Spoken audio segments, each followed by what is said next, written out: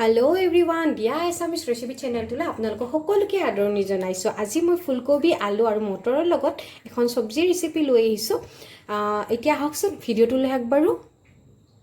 এইখিনি মই ফুলকবি লৈছো। ইয়াতে দুটা ফুলকবি আছে। এনেদৰে ডাঙৰ ডাঙৰকে মই ফুলকবিখিনি কাটি লৈছো। যেহেতুকে আপোনালোকে জানেই ফুলকবি এইবোৰ ৰুলে খাৰ দি কেনে মানুহে হেৰি কৰে প্ৰস্তুত কৰে। সেই গতিকে মই এইখিনি বইল কৰিম। ইয়াতে মই অলপ পানী দিছো ফুলকবিখিনি বইল কৰিবৰ কাৰণে। বেছি টাইম আমি বইল কৰিব নালাগে, জাস্ট মানে 5 to 10 মিনিট মান আৰু অকণমান 1 টেবুল স্পুন নিমখ দি দিছো। এতিয়া মই এইখিনি বইল কৰি লম। ফুলকবিখিনি মই প্ৰায় 5 to 10 মিনিট মান বইল কৰিম। বেছি বইল নকৰো, জাস্ট অলপ মানে ফুলকবিখিনি যাতে খাৰৰ পানীখিনি গুচি যায় সেইখিনি মানলৈকে বইল কৰি লম। লগতে মই লৈছো এটা আলু, এইটো ডাঙৰ সাইজৰ আলু, এটা পিয়াজ, এটা বিলাহী, আৰু এইটো হৈছে মেগী মেজিক মছলা। এইটো সবজি তবজি দিলে খুবেই ভাল লাগে। মেগী মেজিক মছলাটো লৈছো। মই ইয়াৰে পৰিমাণটো কিমানখিনি দিব লাগে আপোনালোকক কৈ দিম। আৰু লৈছো আদা এটুকুৰ, নহৰু ডাঙৰ ডাঙৰ সাইজৰ 5 কুমান নহৰু লৈছো, এমুঠি ধনিয়া, এইখিনি ঘৰতে বনাই লোৱা জিৰা আৰু ধনিয়াৰ গুড়ি 1/2 টেবুল স্পুন লৈছো, আৰু এইখিনি হৈছে হালধিৰ গুড়ি 1/2 টেবুল স্পুন, আৰু মই এইখিনি লৈছো ফ্ৰজেন মটৰ। আপোনালোকৰ তাতে যদি ফ্ৰেছ মটৰ আছে সেয়াও দিব পাৰে। এইটো মোৰ পেকেটিং মটৰ হয় ফ্ৰজেন, সেইখিনি মই লৈছো। মটৰ 1/2 বাটিমান লৈছো। আপোনালোকে যিমান ভাল পায় সেই হিচাপত ল'ব পাৰে। আৰু লগতে লৈছো সল্ট, আৰু আমাক লাগিব অইল। আপোনালোকে অইল ঘৰত যি ব্যৱহাৰ কৰে সেই অইলে ব্যৱহাৰ কৰিব পাৰে। এইটো হৈছে ফ্ৰজেন মটৰটো পেকেটটো। এইটো গ্ৰীণ পিচ লিখা আছে। এনেদৰে পেকেটত আহে। আপোনালোকে এনেদৰেও ল'ব পাৰে, বা যদি ফ্ৰেছ আছে ফ্ৰেছো ল'ব পাৰে। ফুলকবিখিনি মই গৰম পানীত প্ৰায় 10 মিনিটমান সময় বইল কৰি লৈছিলোঁ। এতিয়া পানীখিনি পেলাই দিছোঁ, আৰু যোনটো আলু আছে সেইটো মই অলপ ডাঙৰ ডাঙৰ কিউবছত কাটিছোঁ। আপোনালোকে যেনেদৰে ভাল পায় সেই হিচাপত কাটিলেই হ'ব। আদা নহৰু আছে এনেদৰে খুন্দি লৈছোঁ। আপোনালোকে এনেদৰে খুন্দনা এটাত খুন্দি ল'ব, বা পেষ্ট দিলেও কোনো কথা নাই। এতিয়া মই পেন এখন গৰম হ'ব দিছোঁ। এতিয়া দি দিছোঁ তাতে সৰিয়হৰ তেল। আপোনালোকে যি তেল ঘৰত ব্যৱহাৰ কৰে সেই তেলে ইউজ কৰিব পাৰে। আৰু তেলৰ পৰিমাণটো আপোনালোকে চাই ল'ব, যিমানখিনি তেল খায় সেই হিচাপত দিলে হ'ব। এতিয়া তেলখিনি মই ভালকৈ গৰম হ'ব দিম। এতিয়া মোৰ তেলখিনি গৰম হৈ গৈছে। ইয়াতে মই অকণমান পাঁচফোৰণ দি দিছোঁ। পাঁচফোৰণটো মই তেতিয়া দেখুওৱা নাছিলোঁ, পাহৰি গ'লোঁ, সেইকাৰণে দেখুওৱা নহ'ল। পাঁচফোৰণখিনি দি দিছোঁ অকণমান, আৰু পিঁয়াজ আৰু জলকীয়া দিছিলোঁ। জ্বলাটো আপোনালোকে যিমানখিনি খায় সেই হিচাপত এড কৰি দিব। এইখিনি ভালকৈ ভাজি ল'ম অলপ ৰঙা পৰাকৈ।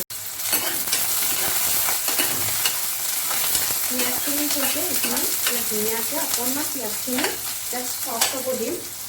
এতিয়া লগতে দি দিছোঁ আমি যিখিনি খুন্দি লৈছিলোঁ আদা নহৰু, সেইখিনি আদা নহৰুখিনি দি দিছোঁ। আৰু এইখিনি আদা নহৰু গোন্ধটো যোৱালৈকে এনেদৰে অকণমান সময় ভাজি ল'ম, আৰু পিঁয়াজখিনি অকণমান ৰঙা পৰিব দিম। পিঁয়াজ আৰু আদা নহৰু আপোনালোকে গোন্ধটো যোৱালৈকে অকণমান ভাজি ল'ব। 1-2 মিনিটমান সময় এনেদৰে ভাজি ল'ব, যাতে পিঁয়াজখিনি অকণমান ৰঙা পৰে আৰু আদা নহৰু গোন্ধটো গুচি যায়। এতিয়া ভজা হৈ গৈছে, পিঁয়াজখিনি ৰঙা পৰিছে। এতিয়া কাটি দিয়া ফুলকবি আৰু আলুখিনি একেলগে দি দিছোঁ। দি এতিয়া এইখিনি মই ভালকৈ এবাৰ লৰাই দিম।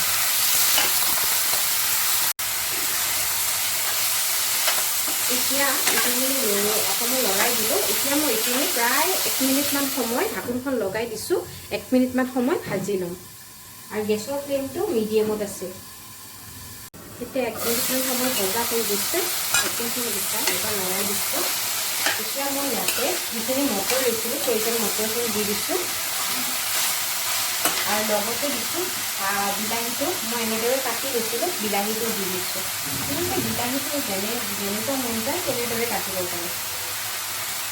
এতিয়া এইখিনি ভালকৈ এবাৰ আৰু লৰাই দিম।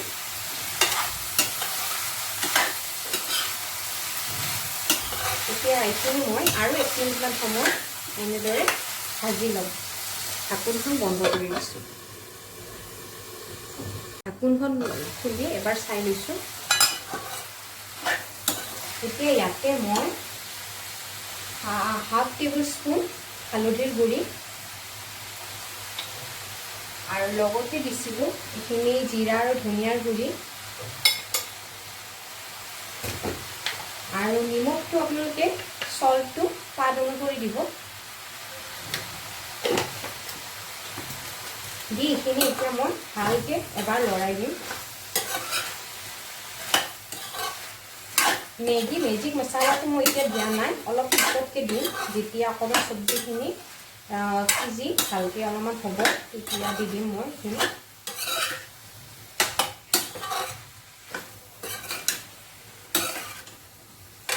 এতিয়া এইখিনি মছলাখিনিৰ সৈতে অকণমান আৰু প্ৰায় 2-3 মিনিটমান সময় ঢাকোনখন লগাই দিছোঁ মই ভাজি ল'ম আৰু লগতে এবাৰ দুবাৰ লৰাই দিম এতিয়া মই এইখিনি এবাৰ চেক কৰি লৈছোঁ মাজতে 3 মিনিটমান হৈ গৈছে মাজতে মই এবাৰমান লৰাই দিছোঁ এইখিনি এতিয়া আৰু অকণমান আৰু বনাব লাগিব এতিয়া মই এইখিনি প্ৰায় আৰু আলুখিনিও ভালকৈ অলপ সিজিছে কিন্তু আৰু অকণমান সময় লাগিব এইখিনি মই এতিয়া আৰু প্ৰায় 2-3 মিনিটমান সময় এনেদৰে ঢাকোনখন বন্ধ কৰি আৰু 2-3 মিনিটমান সময়ৰ কাৰণে বনাই ল'ম এতিয়া এইখিনি মই একবাৰ চেক কৰি চাই লৈছোঁ এইখিনি হৈছেই কিন্তু অকণমান মই ভাবিছোঁ গেছৰ ফ্লেমটো বঢ়াই ইয়াতে হাফ কাপতকৈ অকণমান কম আছে পানী এনেদৰে কাপ এটাত আপোনালোকে হাফ কাপতকৈ অকণমান কম গৰম পানী লৈছোঁ মই পানীখিনি দি লৈছোঁ আৰু গেছৰ ফ্লেমটো পূৰা হাই কৰি দিছোঁ এতিয়া এইখিনি আৰু 2 মিনিটমান সময় ভালকৈ সিজাই ল'ম যাতে আলুখিনি ভালকৈ সিজি যায় ঢাকোনখন বন্ধ কৰি দিছোঁ এতিয়া মই এইখিনি এবাৰ চেক কৰি চাই লৈছোঁ এতিয়া মোৰ আলুখিনিও দেখিছেনে ধুনীয়াকৈ আলুখিনিও সিজি গৈছে এতিয়া মই ইয়াতে শেষত এড কৰিছোঁ মেজিক মছলা এইখিনি মই আপোনাৰ হাফ পেকেটতকৈ অকণমান কম দি দিছোঁ এতিয়া এইখিনি মই অকণমান লৰাই দিম ভালকৈ